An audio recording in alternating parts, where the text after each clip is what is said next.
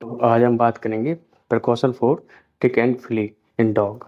तो क्या है ना, हमें पहले पता होना चाहिए कि हमारे डॉग्स में जो टिक्स एंड फ्ली है वो हमारे डॉग्स में कहाँ पे छुपे रहते हैं, कहाँ पे पाए जाते हैं।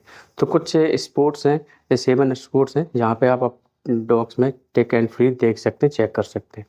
तो पहले बात करते हैं पहले स्पोर्ट्स की। जैसे कि ईयर्स के इनसाइड और बैक साइड में आप चेक कर सकते हैं, वहाँ पे जो है टिक्स छुपे रहते हैं।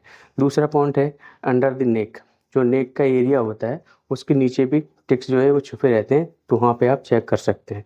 तीसरी पॉइंट है अंडर द लेग, जो डॉग्स का लेग के अंडर वाला एरिया होता है जिसको आर्म पिट बोलते हैं, वहाँ पे भी टिक्स छुपे रहते हैं, तो वहाँ पे हम आप टिक्स को चेक कर सकते हैं।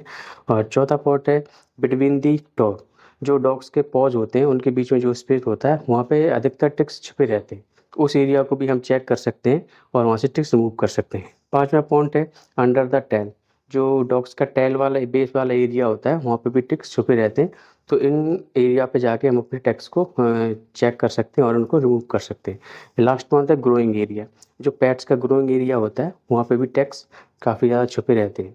तो जो से हमें मैंने 7 स्पोर्ट्स एरिया बताए, इनको आपको ध्यान में रखना है जब भी आपका डॉग्स बाहर से वॉक करके आता है, तो उन एरिया को आपको स्पेशली चेक करना है और टिक्स को रिमूव कर देना है। अब बात करते हैं प्रिकॉशन की। तो प्रिकॉशन के लिए पहला पॉइंट है रेगुलर ग्रूमिंग, आपको अपने डॉग की रेगुलर ग्रूमिंग करना चाहिए। ग्रूमिंग के लिए आप स्पेशली जो फ्ली कॉम्ब होता है उसको आप यूज कर सकते हैं। क्या होता है, फ्ली कॉम्ब से जब आप ग्रूम करते हैं तो जो अंदर टिक्स और फ्ली छुपे रहते हैं वो निकल के आ जाते हैं और उनको आप इजीली रिमूव कर सकते हैं। जैसे कि जो 7 पॉइंट अभी मैंने पीछे बताए, स्पेशली वहाँ पे आपको ज़रूर ग्रूमिंग करना है।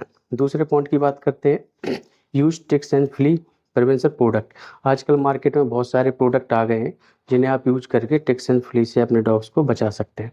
जैसे कि जैसे कि आपका जो टिक कॉलर होता है, ओरल मेडिसिन होती है, स्पॉट ऑन ट्रीटमेंट होता है, शैम्पू होते हैं, स्प्रे होता है और इंजेक्टेबल भी होते हैं, शैम्पू होते हैं। इन सबको आप यूज़ करके अपने डॉग्स को टिक्स एंड फ्ली इन्फेस्टेशन से बचा सकते हैं।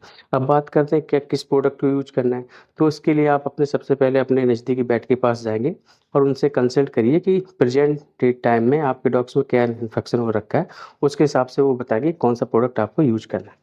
बात करते हैं तीसरे पॉइंट की। तीसरा पॉइंट है कि आपका जो होम एंड यार्ड एरिया है उसको आपको क्लीन रखना है। स्पेशली वो एरिया जहाँ पे आपका डॉग इस ज़्यादा टाइम स्पेंड करता हो, उस एरिया को आपको क्लीन रखना है। आप क्लीनिंग के लिए स्पेशली जो ticks and flea prevention product होते हैं उनको आप यूज़ कर सकते हैं।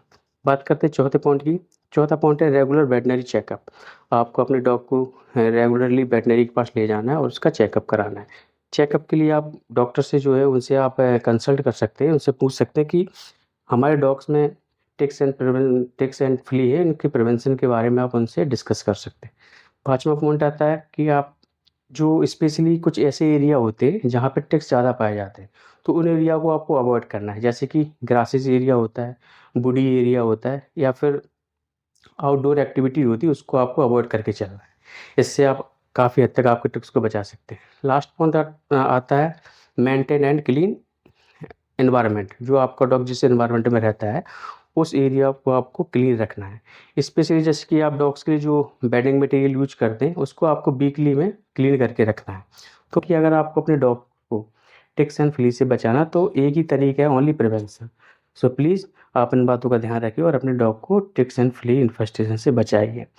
तो अगर जो मैंने अभी कुछ पॉइंट्स बताए हैं, अगर आपको इनमें से कुछ यूज़फुल पॉइंट लगे हो तो प्लीज़ हमें प्रमोट करिए और हमारे चैनल को लाइक एंड सब्सक्राइब करिए। Thank you.